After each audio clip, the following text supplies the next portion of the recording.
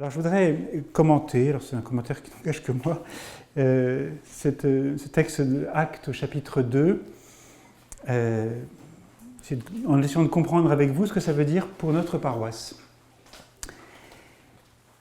Ce qui nous marque dans ce texte-là, c'est qu'il nous est parlé de personnes extrêmement différentes. Et quand on a entendu la liste tout à l'heure, Parthes, Mèdes, Élamites, habitants de Mésopotamie, de Judée, de Cappadoce, etc., Romains de passage, Juifs de naissance et convertis, Crétois et Arabes, tous, nous les entendons dans nos langues proclamer les merveilles de Dieu. Donc il y a une très grande diversité de personnes. Et ce qui est assez étonnant, c'est que dans le fond, ils n'ont pas de langue commune.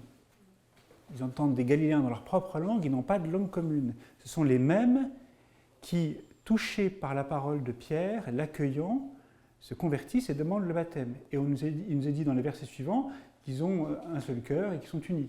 Ils n'ont pas de langue commune. Ça va? Si je lis bien le texte. C'est quand même assez extraordinaire.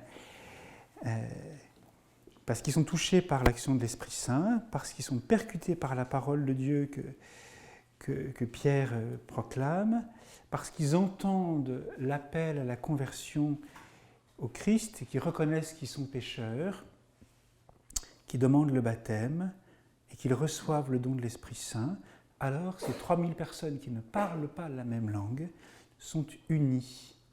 Ils sont frères et sœurs en Christ, filles du même Père. Je pense que c'est très riche d'enseignement. Et il nous est dit qu'ils avaient tout en commun. Ils avaient tout en commun. Un prêtre nous disait c'est aussi, mais qu'ont-ils en commun? Qu'ont-ils en commun? Quand je vous dis ils ont tout en commun, vous pensez quoi? Vous pensez les biens matériels. Ce n'est pas ce qui nous est dit. On ne pas parler d'objets ou de porte-monnaie, ou de biens matériels. Ce qu'ils ont en commun, c'est quoi? C'est justement cette expérience de conversion, c'est-à-dire la prise de conscience qu'ils sont pécheurs, et pas des petits pécheurs, ce sont des grands pécheurs. Dieu l'a fait, Christ est Seigneur, ce Jésus que vous avez crucifié. Vous êtes meurtrier. Bon, pas un détail. Et donc, nous sommes pécheurs, ils sont pécheurs, ils ont conscience d'être pécheurs, d'avoir participé à la crucifixion du Christ. Ils sont donc dans une démarche de repentir, ils sont percutés, ils ont le cœur transpercé, à la fois par la découverte de leurs péchés et en même temps l'annonce du salut et de la résurrection du Christ qui est victorieux. Ils ont en commun le don de l'Esprit Saint, ils ont en commun la parole de Dieu, ils ont en commun l'enseignement des apôtres, la communion fraternelle, l'Eucharistie et les prières. Ils fréquentaient ensemble le temple. Ils ont tout ça en commun. Et évidemment, comme par envoi de conséquence, eh bien, ils partagent leurs biens, leur nourriture, leur temps. Enfin, c'est comme une espèce de conséquence. Le prêtre en question nous disait, mais si on a réalisé qu'on a l'essentiel en commun, le bien matériel nous tombe des doigts et c'est pas un problème. Enfin, celui qui a, il donne, celui qui n'a pas, il reçoit, et puis on n'en parle même pas. Enfin, c'est simple. Voyez. Et c'est pas un effort de dire, bon alors, il y aura la quête à la sortie, ce que je vais vous pardonner. C'est pas ça la question. Et c'est l'expérience fondamentale d'avoir en commun le salut en Christ. Et alors, ils fréquentaient assidûment le temple. Ils ont en commun de passer beaucoup de temps ensemble à prier, à louer le Seigneur, à accueillir sa parole, à se la redire les uns les autres. Dans mon groupe, il y en a qui disaient, mais à l'époque, ils n'avaient pas le Nouveau Testament, ils n'avaient pas de Bible, ils n'avaient pas de prière en église, ils n'avaient pas de Magnificat. Donc comment est-ce qu'ils partagent la parole? Ils se redisent la parole. Ce matin, on l'a apprise par cœur, mais peut-être qu'il faut qu'on continue à l'apprendre pour pouvoir se la dire, se la communiquer. Et dans notre petit groupe de partage, on l'a fait, on s'est communiqué la parole et elle fait de nous des frères. Et ils fréquentaient assidûment le temple et ils louaient Dieu. Ce n'est pas réservé à un groupe d'illuminés. C'était... bon. Voilà, toute allusion éventuelle. Pardon, c'était facile. Et chaque jour, le Seigneur leur adjoignait ceux qui allaient être sauvés. C'est-à-dire que l'unité d'un même cœur, chaque jour, c'était uni, l'unité est la clé de la fécondité. Chaque jour, le Seigneur leur adjoint, parce que cette communauté elle vit dans l'unité autour du Christ, alors elle attire. Voilà. Et puis de cette unité naît, je l'évoquais, une générosité matérielle. Et le Seigneur leur adjoignait ceux qui allaient être sauvés. Et donc la première Église, elle n'a pas de stratégie. On ne raconte pas des projets. Ils n'ont pas fait des réunions pour réfléchir à leur avenir, à leur expansion. Ce n'est pas le sujet. Elle vit de la parole de Dieu, la communion fraternelle, alors elle grandit, je veux dire naturellement. Quand on lit les Actes des Apôtres, il y a au moins 10 refrains de croissance. Il y a plus de 30 références, je crois, où on nous raconte la croissance. C'est-à-dire la parole de Dieu croissait et se multipliait. C'est pas ils ont bien travaillé, c'était la pêche, ils ont bien bossé, ils ont ramené du monde, pas ça. La croissance, elle est naturelle, surnaturelle, puisque c'est un don de l'Esprit Saint, quand la communauté vit du Christ. Elle n'est pas le fruit d'un plan, d'une stratégie, mais de l'accueil du don de Dieu. L'accueil du don de Dieu, et d'ailleurs qui part, c'est très beau, au départ il nous est dit que chacun entend la parole dans sa langue maternelle. La remarque qu'on nous a fait ces jours-ci, c'est que la langue maternelle, c'est la langue par laquelle notre mère nous a parlé. Un langage d'amour. Mon petit Eric, qu'est-ce que t'es mignon, je t'aime bien. Et c'est cette langue-là qu'ils entendent la proclamation de la bonne nouvelle, et alors c'est la langue de l'amour, quoi, maternelle. Et donc cette icône, cette image de la première communauté chrétienne qui nous est présentée au tout début du livre des Actes, elle nous dit ce que toute l'Église est appelée à être, et que toute communauté chrétienne est appelée à être. Et donc on peut faire l'application.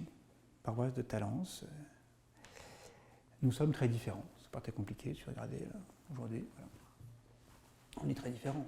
C'est même amusant. Enfin, des jeunes, des vieux, des personnes de conditions sociales différentes, des histoires, des itinéraires chrétiens très différents. C'est d'entre nous qui ont baigné dans l'action catholique, d'autres, scouts de France, scouts d'Europe, vie chrétienne, spiritualité ignatienne, spiritualité mariale, communauté de l'Arche d'Alliance, communauté de l'Emmanuel, le MCC, etc. On pourrait faire la liste. Je ne la fais pas complètement. Mais... Et pourtant, il y a une unité qui nous est donnée. Voilà. Et voilà, une unité qui nous est donnée et qu'il faut accueillir. En chaussant les bonnes lunettes, c'est-à-dire au-delà des différences. Il y a des différences qui sont visibles à l'œil nu, on les voit tout de suite, c'est une façon de faire. Bon. Mais voilà, notre communauté chrétienne, elle a reçu un don, le don de l'unité, à préserver absolument. Et notre unité, comment est-ce qu'on va la préserver, comment est-ce qu'on va l'accueillir et la faire grandir? Eh bien, ils ont le cœur transpercé parce qu'ils savent qu'ils sont pécheurs, quoi. Vous voyez ? Je ne suis pas sûr qu'on l'ait réalisé, mais le fait qu'on aille tous se confesser avant Pâques, eh bien, ça fait grandir notre unité. C'est aussi simple que ça. Bon.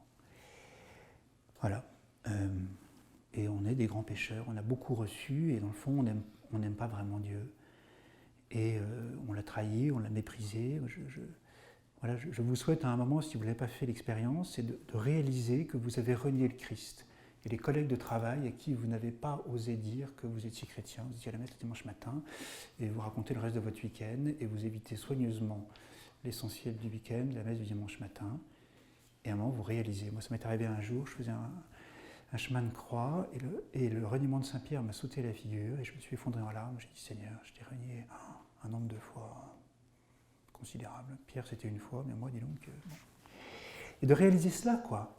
On n'a pas aimé Jésus, on s'est laissé prendre par un tas d'occupations, on n'a pas de temps, vous voyez, on n'a pas de temps de prier, parce qu'on a tellement de choses à faire. On dit ça une fois, 2 fois, 3 fois, puis d'un moment on dit j'ai peut-être pas mis les choses à l'endroit. Tu aimeras le Seigneur ton Dieu de tout ton cœur. Voilà. Et voilà. Vous entendez, non? Pas suffisamment, pardon, excusez-moi. Et c'est les commentaires, pardon. Mais en tout cas, voilà, nous sommes pécheurs parce que nous n'aimons pas le Seigneur, autant que nous sommes appelés à l'aimer. Aimez-vous les uns les autres comme je vous ai aimé. On pourrait multiplier les points de reconnaissance de notre péché. Voilà. Bon.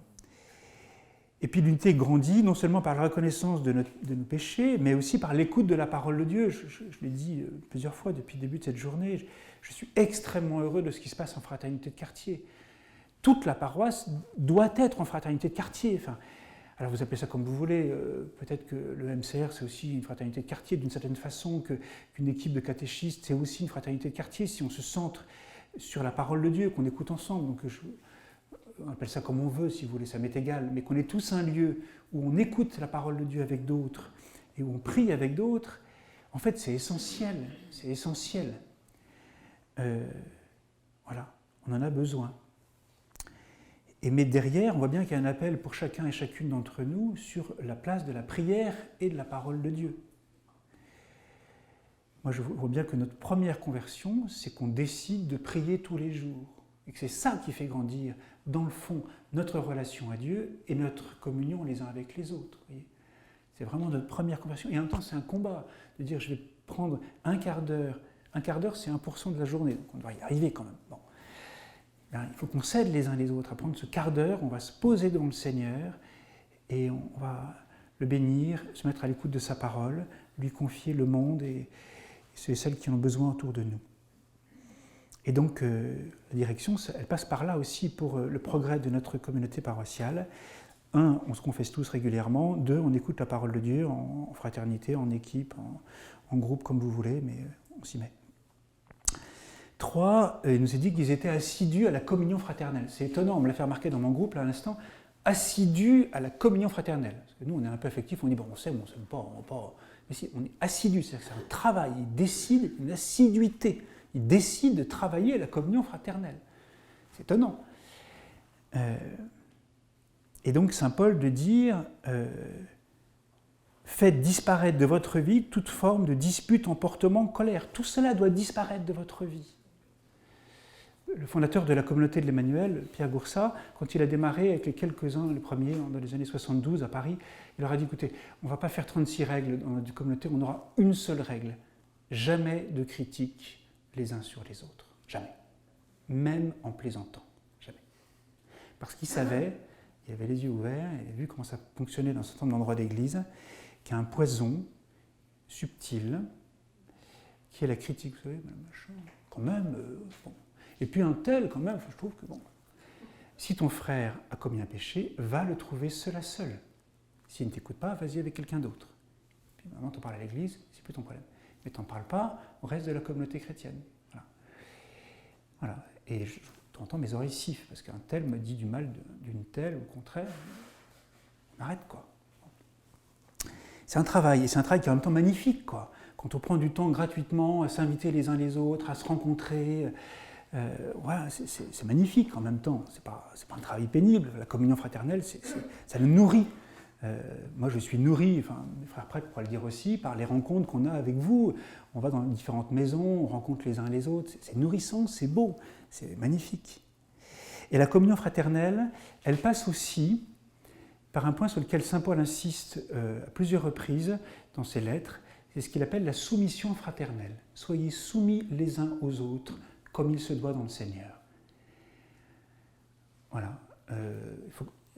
Tous, y compris monsieur le curé, il doit accepter de se soumettre au regard d'autres. Voilà, j'ai une bonne idée, on pourrait peut-être faire ceci, qu'est-ce que vous en pensez? Et si vous pensez le contraire, on ne va pas le faire. Vous voyez. Se soumettre les uns aux autres, plein de choses, quoi. Et c'est un travail d'humilité, et en même temps c'est un travail magnifique, parce qu'on bénéficie des charismes, de la sagesse des uns et des autres. L'Esprit Saint travaille par les uns et les autres. Voilà.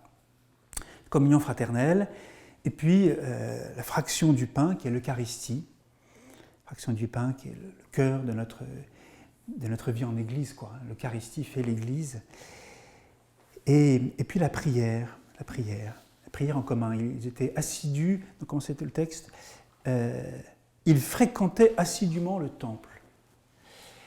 Je ne vous cache pas que suite à la profanation du tabernacle dans l'église Notre-Dame, j'ai une espèce d'évidence qui m'a sauté aux yeux en disant mais c'est un appel positif à être davantage présent dans l'église Notre-Dame. C'est aussi simple que ça. Je ne suis pas le seul à avoir eu cette intuition-là. Et des personnes sont venues me voir en me disant mais s'il faut faire un relais pour être présent dans l'église, eh bien on est prêt. Magnifique. et pas simplement pour faire la police, on ne va pas faire la police dans l'église, on va être présent, on va prier dans l'église et accueillir ceux qui viennent. On a une église qui est extrêmement bien située, avec des tas de gens qui passent, parce qu'ils ont vu la porte ouverte, et qui ne savent pas qui est Jésus. Et pour certains qui viennent, parce qu'ils viennent se réconcilier avec Dieu. Comme prêtre, on en a été témoins émerveillés. Très souvent, le samedi matin, on a ce que le curé d'Ars appelait des gros poissons. Et des gens qui sont loin du Seigneur et qui reviennent après 5, 10, 15, 20, 30 ans d'abandon de la foi et qui viennent en pleurant, quoi. Demander pardon au Seigneur et se réconcilier avec lui.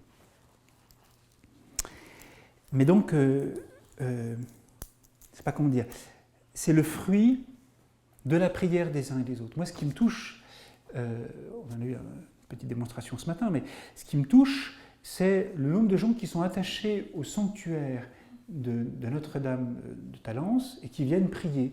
Des gens qui ne font pas de bruit, ils sont là, prient.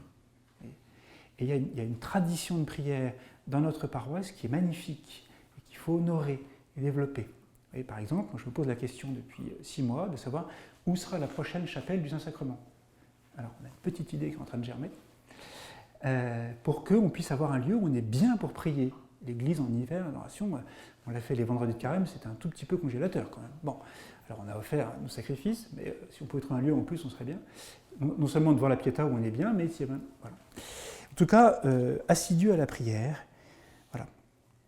Et puis, il y a une forme de générosité qui nous est décrite dans cette première communauté chrétienne et que moi j'ai touché du doigt aussi en arrivant, puisque, encouragé par le Conseil économique, j'ai décidé qu'on ferait des travaux sur le chœur, l'aménagement provisoire et la sono. On a donc on a engagé 40 000 € et très vite, il y a une générosité qui s'est exprimée, qui est belle. Voilà. Et voilà. Alors, je vous rassure, ça va continuer. C'est-à-dire que... enfin, la générosité va continuer, c'est ça que vous avez compris. Mais oui, mais je le dis, enfin, pardon, mais je crois que je peux le dire. Quand il y a eu la belle célébration d'institution d'André, lecteur acolyte, qui avec sa famille après a mangé dans la salle Notre-Dame, je le confesse, je ne sais pas si je l'ai dit, André Cécile, j'étais mal pendant le repas en disant on vous accueille quand même dans une salle sordide. Bon, ça va, vous êtes catho engagé, vous pouvez comprendre, les autres qui étaient invités peut-être tout moins sympas. Et puis le coup d'après, quand on a accueilli des catéchumènes, donc des gens qui découvrent l'Église, je me suis dit là, c'est plus possible quoi. Ça fait partie de la charité. Quand vous m'accueillez chez vous, m'accueillez, c'est agréable, il y a une table, il y a une nappe, il y a des fleurs, il y a des cadres, c'est propre, il y a quelque chose à manger, c'est sympa quoi. Enfin, vous m'accueillez quoi. Et moi, quand je vous accueille dans une salle où le plafond tombe, il y a le néon qui clignote, il y a des tables moches, il y a des vieilles affiches, des punaises qui ont fait plusieurs guerres. Seigneur, quoi. Je peux pas, quoi. Enfin, je sais pas comment dire, je pense que c'est un manque de charité. Et donc, on a décidé d'engager des fonds. Et voilà, j'ai prêté de l'argent pour qu'on fasse des travaux. On n'a pas l'argent, on va les faire. Et puis si Dieu veut, on sera remboursé. Sinon, c'est pas grave, tant pis, on avance, quoi. On va faire la même chose pour l'accueil dans le presbytère, quoi. Vous voyez, enfin, je ne sais pas comment dire, quand on accueille des familles pour des funérailles, des gens qui sont mal, ils sont en deuil, ils ont le droit de l'accueillir dans un lieu agréable, quoi. Enfin, c'est pas du luxe. Enfin, j'espère que je choque personne, hein, mais vraiment, les mecs qui ont travaillé, on a voulu faire quelque chose de luxueux, enfin, témoin, quelque chose qui soit simplement accueillant, quoi. Et voilà, enfin, pardon, je vous dis ça parce que voilà, vous avez compris, il faudra qu'on trouve de l'argent, c'est tout. Mais je ne suis pas inquiet, puisque... Voilà, très bien. Ils vendaient leurs biens et leurs possessions. Voilà. Le trésorier est parmi nous, il reçoit les chèques. Voilà. Vous irez le voir à la sortie. Et vous riez parce que ils prenaient le repas avec allégresse, vous voyez. L'allégresse, elle est partout dans ce texte-là. Donc, très bien. Alors... Comment est-ce qu'on va avancer ensemble vers cet horizon qui nous est décrit par les Actes des Apôtres pour que le Seigneur puisse vraiment attirer à lui ceux qu'il veut sauver? Parce que le but, c'est quand même pas qu'on soit confortablement installés entre nous. C'est déjà pas mal. Mais c'est pas le but. Vraiment, c'est pas le but. Le but, c'est que chaque jour, le Seigneur puisse adjoindre à la communauté paroissiale de Talence ceux qui vont être sauvés. C'est vraiment ça le but. Et il faut qu'on puisse ouvrir nos cœurs, nos églises, nos lieux, de fraternité de quartier, etc., pour ceux que le Seigneur veut nous envoyer et qui en ont besoin. Comment est-ce qu'on va faire pour rejoindre les 65 000 étudiants qui fréquentent le campus? On en touche, allez, je suis généreux, 250, d'accord? Bon. Comment est-ce qu'on va toucher les personnes qui, parmi les 40 000 habitants de Talence, ont besoin du salut et sont prêts à l'accueillir? Vous voyez, c'est quand même une question. C'est pas...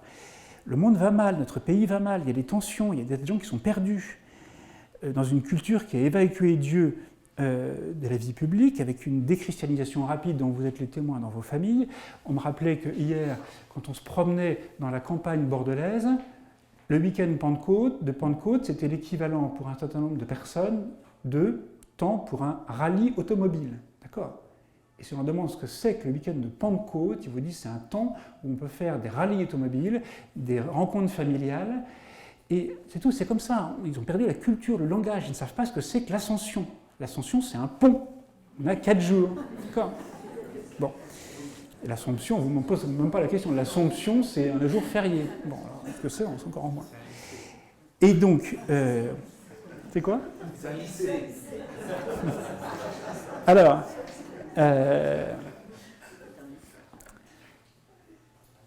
voilà. Derrière cette question-là, comment est-ce qu'on va permettre au Seigneur de rejoindre des gens qui ne savent rien sur le Christ et qui pourtant sont attirés? On a accueilli des gens cette année qui, de façon étonnante, frappent à la porte de l'Église, ils ne savent rien sur Jésus.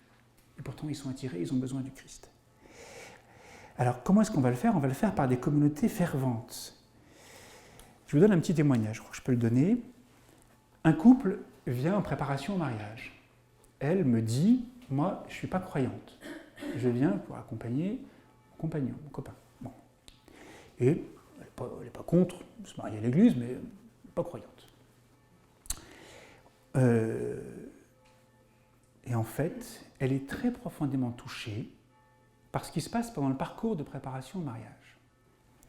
En entretien individuel, donc ils participent à 5 soirées et une journée, et pendant les rencontres individuelles qui se passent dans mon bureau, je leur prête une Bible que je trouvais sur un rayonnage dans les presbytères, et on lit quelques passages de la Bible. Elle pose plein de questions, ça l'intéresse. Lui qui est de famille pratiquante pose moins de questions, il est moins intéressé paradoxalement qu'elle. Et ils viennent à la messe des rameaux, parce qu'il y avait une rencontre l'après-midi de la messe des rameaux, et donc ils sont invités toute la journée. Et à la messe des rameaux, je pense que c'est une des premières messes à laquelle elle participe. Elle écoute le récit intégral de la Passion de Jésus. Là, elle écoute. Hein. Elle n'a jamais entendu comme ça. Et puis, pendant l'Eucharistie, pendant la liturgie eucharistique, le couple accompagnateur de leur petit groupe de partage est devant eux, se met à genoux pendant la consécration, un autre couple dans le groupe de partage aussi, et elle sent qu'il se passe quelque chose d'important. Et elle ne sait pas pourquoi, elle est touchée au cœur. Et elle ne sait pas expliquer pourquoi. Elle me raconte ça. Et la dernière rencontre qu'on a eue, qui était il y a 8 jours, elle me rapporte la Bible que je lui ai prêtée. Et elle m'a dit, je l'ai ouverte au hasard, je suis tombée sur le Cantique des Cantiques, c'est extraordinaire. Elle a lu tout le Cantique des Cantiques. Et du coup, elle a choisi un texte du Cantique des Cantiques pour leur messe de mariage. Et je lui dis, la première fois que tu es venue, tu m'as dit que tu n'étais pas croyante. Tu dirais la même chose aujourd'hui? Elle m'a dit, ben non. Et je lui dis, la Bible, hein, je te la donne. Elle était émue aux larmes, elle a pris la Bible, c'est le plus beau cadeau que je pouvais lui faire. Et je lui raconte ça parce qu'elle a été bien accueillie dans un groupe de partage. Elle est venue à la messe dans une communauté fervente. Et bien, elle a touché du doigt le Christ. Alors, elle a encore beaucoup de chemin à faire, mais son cœur est ouvert. Et la parole de Dieu s'y engouffre. Elle est partie avec la Bible, et elle est heureuse comme tout. Et elle a envie de faire partie d'une fraternité de quartier à la rentrée avec celui qu'elle va épouser bientôt. Voilà. Puissance de la parole de Dieu dans une communauté accueillante et fervente. Voilà. Et donc, notre évangélisation passera par une communauté fervente et par des lieux de prière. Je l'évoquais tout à l'heure, Notre-Dame de Talence est un lieu de grâce très particulier. On a fait l'expérience, je l'évoquais avec nos frères prêtres. Voilà, bon, etc. Alors, maintenant, passons à des choses concrètes. Comment est-ce qu'on va avancer dans cette mission, dans cette communion missionnaire qu'on pourrait appeler comme ça, cette unité orientée vers l'évangélisation? vous savez qu'il y a une opportunité exceptionnelle qui s'offre à nous, que le pape François a annoncé récemment, qui s'appelle le jubilé extraordinaire de la miséricorde.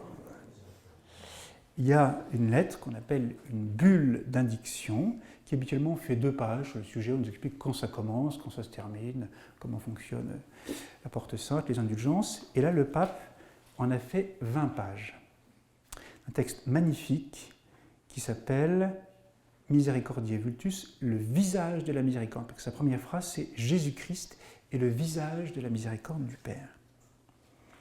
Et donc, il nous annonce qu'il veut un jubilé extraordinaire. Je vous en lis quelques extraits.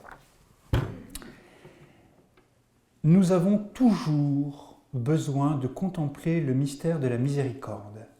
Elle est source de joie, de sérénité et de paix. Elle est la condition de notre salut. Miséricorde est le mot qui révèle le mystère de la Sainte Trinité. La miséricorde, c'est l'acte ultime et suprême par lequel Dieu vient à notre rencontre. La miséricorde, c'est la loi fondamentale qui habite le cœur de chacun lorsqu'il jette un regard sincère sur le frère qu'il rencontre sur le chemin de la vie. La miséricorde, c'est le chemin qui unit Dieu et l'homme pour qu'il ouvre son cœur à l'espérance d'être aimé pour toujours, malgré les limites de notre péché. Il y a des moments où nous sommes appelés de façon encore plus pressante à fixer notre regard sur la miséricorde, afin de devenir nous aussi signe efficace de l'agir du Père. Entre parenthèses, le leitmotiv, la devise, entre guillemets, le titre de cette année jubilaire extraordinaire, ça sera « Miséricordieux comme le Père », afin de devenir nous aussi signe efficace de l'agir du Père, de la façon dont le Père agit, c'est-à-dire avec miséricorde. C'est la raison pour laquelle j'ai voulu ce jubilé extraordinaire de la miséricorde comme un temps favorable pour l'Église, afin que le témoignage rendu par les croyants soit plus fort et plus efficace. Puis ensuite, il explique que l'année sainte s'ouvrira le 8 décembre 2015, qu'il y aura des portes saintes, en particulier dans les basiliques romaines, et puis ensuite dans les cathédrales de chacun des diocèses, et que des portes saintes pourraient être aussi ouvertes dans les sanctuaires où affluent tant de pèlerins qui, dans ces lieux, ont le cœur touché par la grâce et trouvent le chemin de la conversion. Chaque église particulière, chaque diocèse est donc directement invité à vivre cette année sainte comme un moment extraordinaire de grâce et de renouveau spirituel. Donc, de façon un petit peu innovante, il dit que ce jubilé ne sera pas uniquement à Rome, mais dans tous les diocèses du monde entier, à l'occasion du 50e anniversaire de la conclusion du Concile Vatican II. Et donc, c'est ce qu'on appelle en grec, dans la Bible, un kairos, un temps de grâce. C'est mystérieux. Pourquoi cette année-là sera plus un temps de grâce que l'année d'avant? Parce que l'Église en a décidé ainsi. Et que mystérieusement, l'Esprit Saint obéit à l'Église. Très étonnant, mais c'est comme ça. Et on peut penser aussi que l'Esprit Saint a inspiré le pape. Vous voyez, tout fonctionne de façon parfaite. Et donc, c'est un temps de grâce, c'est un temps à ne pas louper. C'est un temps particulier, c'est un jubilé extraordinaire. Et en y réfléchissant, je m'étais dit, ça serait bien qu'on fasse quelque chose d'un peu particulier pour le conseil pastoral. Vous savez, il y a 20 personnes qui ont été élues ou nommées. Alors, ce serait bien pour elles, au cœur du cœur de la paroisse. Puis au bout d'un moment, je me suis dit, non, il faut le proposer à tous les paroissiens actifs, pas uniquement pour 20, pour 150 ou 200. Quoi. Bon. Puis au bout d'un moment, je me suis dit, non, pas uniquement pour 150 ou 200, pour tous les paroissiens, évidemment. Bon. Parce que redécouvrir l'amour du Père pour chacun d'entre nous, c'est essentiel, ce n'est pas un détail. Écouter la parole de miséricorde du Père pour nous, ce n'est pas accessoire, c'est essentiel. Accueillir le pardon de Dieu. Vous voyez, pour un certain nombre d'entre nous, la confession c'est difficile, c'est pas un secret. Bon, c'est difficile. Et donc le pape dit, on redécouvrira la puissance et la beauté du sacrement du pardon. Et puis la miséricorde entre nous, c'est quand même pas facile, vous voyez. Les anciens talentsais le savent, comme dans toute communauté chrétienne, on est marqué à un moment ou l'autre par des divisions. Ouais, bon. Et, j'écoute un peu les uns les autres, il y a eu des divisions il y a 20 ans, 30 ans, 40 ans, et puis encore 4 ans, 5 ans, et puis peut-être encore hier. Bon, voilà, c'est comme ça fait partie de l'expérience des communautés chrétiennes qui réunissent des pécheurs, voilà, que nous sommes. Et donc peut-être qu'on a des pardons à se demander, des réconciliations, des pardons à accueillir, des pardons à donner. Et en fait, là aussi, c'est une nécessité absolue. Et puis le pape parle des œuvres de miséricorde. Vous allez les redécouvrir. C'est des actes, les œuvres de miséricorde corporelle, nourrir les affamés, vêtir ceux qui sont nus, accueillir les pèlerins, etc. Et puis les œuvres de miséricorde spirituelle, enseigner les ignorants, pardonner à ceux qui nous ont blessés, supporter les casse-pieds, etc. Ben là aussi, c'est pas accessoire, c'est nécessaire dans la vie, dans le rayonnement d'une communauté chrétienne. Et donc ce que je comprends à travers ça, c'est que Dieu veut faire du neuf. Non pas pour le plaisir d'avoir des choses nouvelles, on repeint, on change les couleurs des murs, mais parce que c'est l'œuvre même de Dieu. Voici que je viens faire toutes choses nouvelles. Et on sait bien que le péché structurel de nos diocèses et de nos communautés paroissiales, c'est de dire, surtout, on ne change rien. Je vous le confesse, la première fois que j'ai été curé de paroisse, et je m'étais dit, voilà, ça va être compliqué, les gens vont avoir du mal à m'accueillir, et puis alors j'arrive avec une communauté, alors je leur ai dit, écoutez, chers frères et sœurs, première homélie, frères et sœurs, voilà, je suis très heureux de vous accueillir, d'être accueilli par vous, merci de votre accueil, je vous promets, on ne changera rien. Je peux dire, vous allez être gentil avec moi, tout ça, c'est bon. Et je suis arrivé, et au bout de 15 jours, je me suis dit, il y a des chants que personne ne sait chanter, hein, on va les changer, quoi. Bon. Et donc j'ai changé des choses, évidemment, je ne peux pas faire autrement. Et je me suis dit, j'ai été complètement stupide de dire rien ne changera, c'est faux, j'ai voulu être gentil, je ne sais pas comment dire, c'est un peu de la démagogie, mais ce n'est pas l'œuvre de Dieu. C'est pas vrai, c'est pas l'œuvre de Dieu.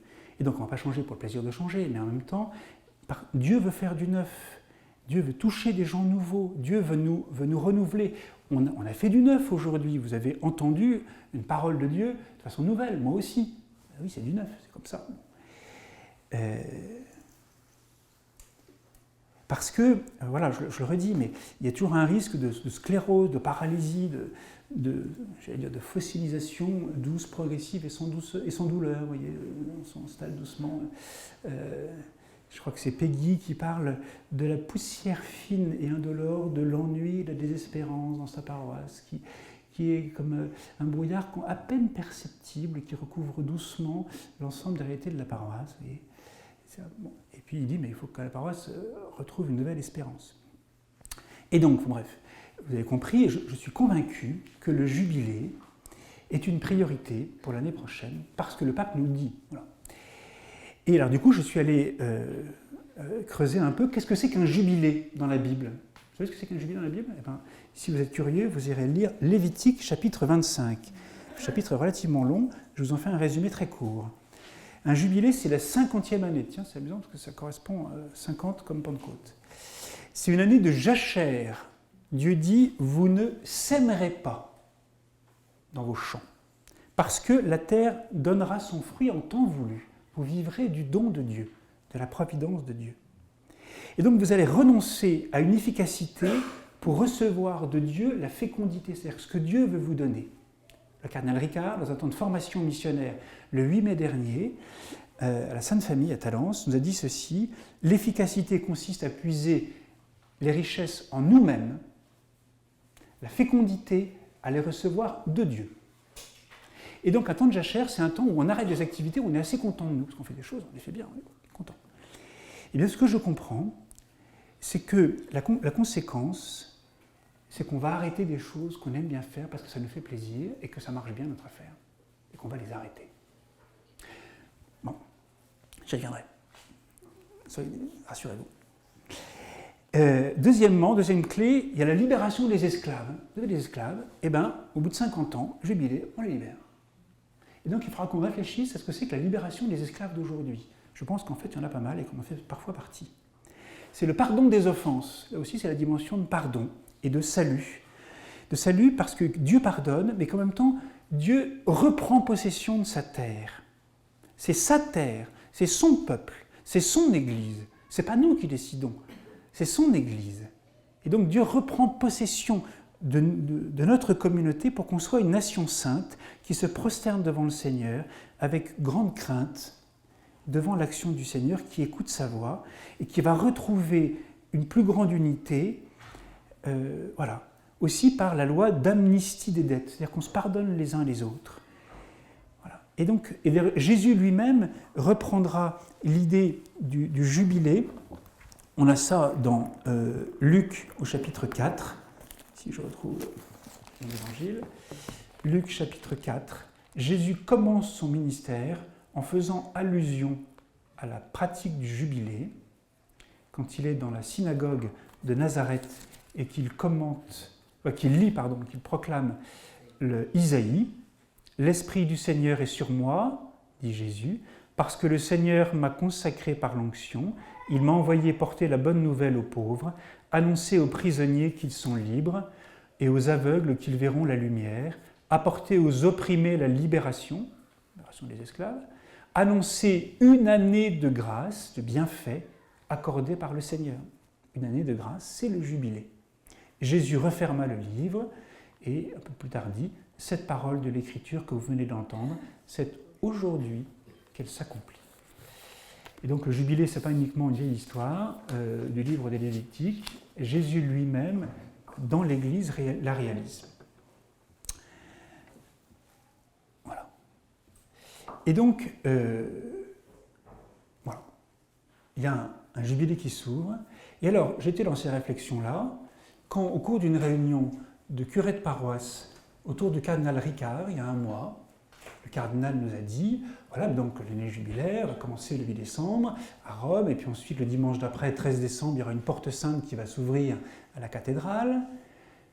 Et puis, comme le pape l'a dit, des sanctuaires peuvent aussi avoir une porte sainte. Donc à Verdelais, il y aura une porte sainte. L'histoire de la miséricorde au Puy-en-Médoc. Et il me regarde et il me dit, à Talence aussi, ça serait bien, non ? Ce que je n'avais pas imaginé.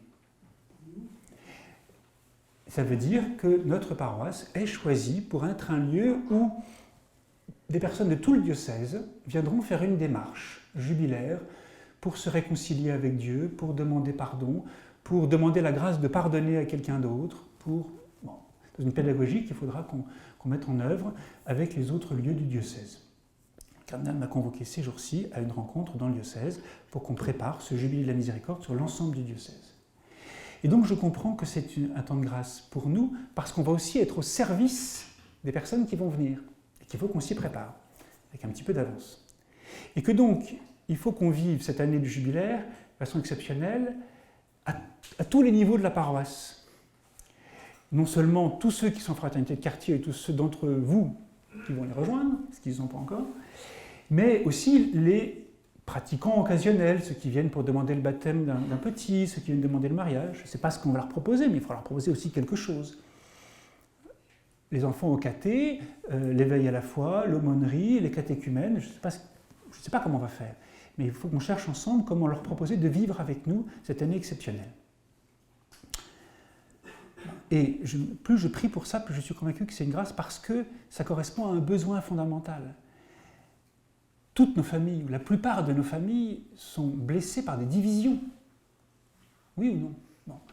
Beaucoup d'entre nous vivent des grandes souffrances au travail, dans lesquelles il y a des pardons peut-être à demander et à recevoir. Il y a des esclaves à libérer. Moi, je travaille sur les questions d'addiction depuis plusieurs années. J'ai le sentiment qu'il n'y a jamais eu autant d'esclaves qu'au début du 3e millénaire. Esclaves non seulement de la drogue, mais de l'alcool, d'Internet, etc. Il y a plein de jeux d'argent, de jeux en réseau. Enfin, il y a un tas de gens qui ont perdu leur liberté. Comment est-ce qu'on va les rejoindre pour leur proposer par la miséricorde du Seigneur d'être libérés de leur esclavage ? Voilà, etc. Et donc, je suis convaincu que il va se jouer quelque chose d'important parce qu'il y a un grand besoin. Et que ça suppose que nous nous rendions disponibles nous-mêmes pour le vivre, ce jubilé, une disponibilité de cœur et une disponibilité pratique. Alors, concrètement, mon père, dites-nous, qu'est-ce qu'on va faire ? Alors, je vais vous dire. Je me réjouis, je l'ai dit maintes reprises, très très profondément de ce qui se passe en fraternité de quartier. Donc on va évidemment les maintenir et les développer. Il y a 21 fraternités de quartier qui se réunissent tous les mois. Donc voilà. Et peut-être que le texte biblique sera un texte sur la miséricorde. Bon. Mais depuis un an, je me dis, c'est bien une fois par mois, mais si en plus on se réunissait tous ensemble, en alternance avec ces rencontres mensuelles en fraternité, par exemple, les fraternités peuvent se réunir, je sais pas, on peut dire le 2e semaine du mois, et puis que la 4e semaine, on se réunisse tous ensemble pour un temps commun qui pourra prendre des formes différentes, peut-être un enseignement commun, peut-être une démarche. On pourra aller en pèlerinage à la cathédrale, faire une. Voilà, ou en démarche, on voit ce qui est possible, réaliste. On va monter un petit groupe de travail, quelques-uns d'entre nous, pour réfléchir à ce qu'on pourrait vivre ensemble. Et puis, à partir du mois de décembre, se rendre disponible très concrètement pour accueillir ceux qui vont rentrer dans l'église de Talence pour faire une démarche. Voilà. Et je vous invite vraiment à vous réjouir par avance, jubiler. Voilà, c'est aussi rentrer dans la joie. Voilà, parce que le Seigneur veut faire grand. Et si on décide ensemble de s'embarquer dans ce parcours d'une année, qui pourrait commencer fin septembre, pour qu'on soit prêt au mois de décembre, quand le pape donnera le grand feu vert, le grand lancement, il me semble que ça nous pousse à arrêter des choses. Parce que nos semaines n'ont que 7 jours et nos journées n'ont que 24 heures. Et donc, si on veut se consacrer à ça, pour ne pas louper le coche, si j'ose dire, eh bien, des choses, à mon avis, il faut arrêter. Alors, je ne vous dis pas quoi, on va y réfléchir, mais il y a peut-être des activités qu'on va arrêter. Moi, j'avais envie qu'on lance Alpha, par exemple. Certains d'entre vous avaient commencé à réfléchir pour le lancement d'Alpha. Puis je me suis dit, ben non, on ne va pas tout faire. Donc, on ne va pas lancer Alpha comme on avait imaginé à la rentrée. Il y a d'autres activités qu'on peut peut-être, il y a beaucoup de personnes investies sur les équipes liturgiques. Peut-être qu'on peut faire différemment pour que, je vous rassure, on aura la messe le dimanche. On aura des chants pour la messe le dimanche. Il faut bien préparer la messe. Mais on va garder quand même des messes, je vous rassure, des baptêmes, des mariages, des enterrements, ça reste. Bon. Il y a peut-être des choses qu'on peut simplifier dans le reste de la vie pour qu'on soit davantage disponible. Et puis, il y a une autre disponibilité, c'est la disponibilité de chacun au sein même de la communauté paroissiale. Vous savez, en fait, ce qui nous fait du bien, c'est que de temps en temps, on change de lieu et de mission. Et je parle de connaissance de cause. Je commençais à m'installer dans une paroisse qui m'avait très bien accueilli l'année dernière. C'était merveilleux. J'arrivais à Bordeaux, dans une paroisse pas très loin de la gare. C'était remarquable. Ça se passe bien. Et je commence à prendre racine, etc. Et au bout de 6 mois, on me dit, Eric, c'est bien que tu aies pris racine là, mais est-ce que tu accepterais de changer de pot pour aller dans le pot un peu plus loin, un peu plus grand, à Talence? Et ça a un peu grincé quand même à l'intérieur. Je voyais bien qu'il fallait que je lâche et que c'était pas à moi de décider si j'étais plus utile à gauche ou à droite, au Sacré-Cœur ou à Talence. Et je vois bien que ça nous fait du bien. La première mission que j'ai acceptée au sein de la communauté de l'Emmanuel, ça s'est passé de la façon suivante. Vous savez que tous les étés, il y a des rassemblements à Paray-le-Monial. Il y a 3000 personnes, donc il faut qu'il y ait des personnes au service pour la cuisine, pour les enfants, pour le service d'ordre, pour la liturgie, pour ceci, cela. Et cette année-là, j'avais fait une très grosse imprudence. J'avais dit, mettez-moi au service que vous voulez. Et donc j'arrive à la veille au soir de la session et on me dit, Eric, est-ce que tu accepterais d'aller servir auprès des gitans, des gens du voyage? J'ai dit, vous êtes sûr? Parce que quand il y avait des gitans qui arrivaient dans mon village, on fermait les portes à clé. Moi, je ne suis pas très à l'aise avec les gitans. Donc, je vais réfléchir. Un matin, la nuit portant conseil, j'ai dit, écoutez, j'ai la trouille, mais ok, si vous voulez, mais pas tout seul, avec d'autres. Hein. Et j'y suis allé, et j'ai vécu une semaine exceptionnelle. J'ai été accueilli par des gens qui vivent l'évangile bien plus que moi, et j'ai été évangélisé par eux. C'est les pauvres qui m'ont évangélisé. Voilà. Et donc, j'ai envie de proposer à toute la paroisse qu'on remette nos services.